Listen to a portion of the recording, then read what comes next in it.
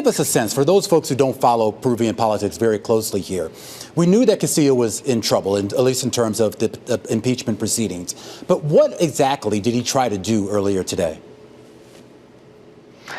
I mean, this is a really great question, because he was facing this impeachment vote, and I guess, he saw himself losing that vote, and that's why he made this desperate attempt to dissolve Congress.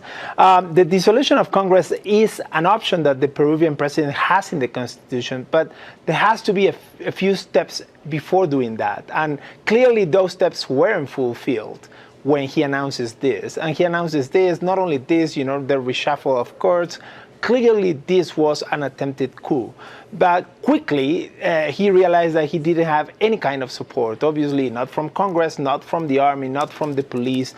Even his own cabinet resigned very quickly, denouncing the move. So it's very hard to think what, he was trying to do, because clearly he didn't do the steps necessary to take a decision of this magnitude, right? And now he is detained by police, and probably he's going to be prosecuted and even end up in jail.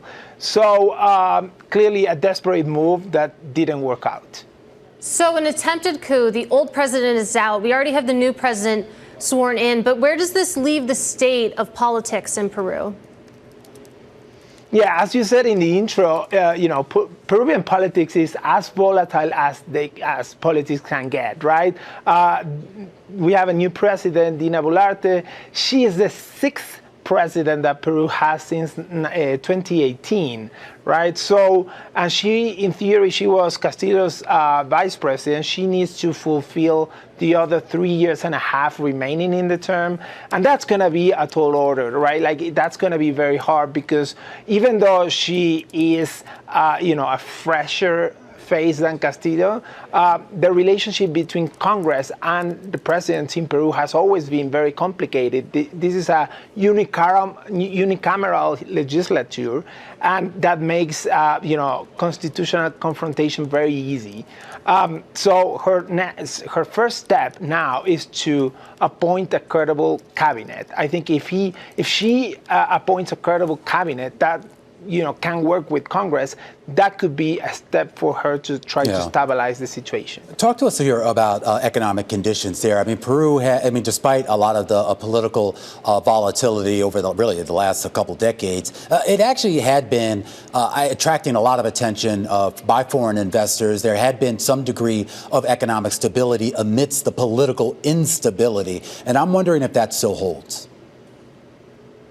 I would say less and less, right? I mean, that was true during the 90s and the first part of this century. But, as political conditions deteriorate so much, it's very hard to get any kind of regulatory framework, for instance, right, for the several industries that Peru has. So, and then obviously the economy is just recovering from the pandemic. It hit the country very hard. One of the, most badly hurt countries in the world.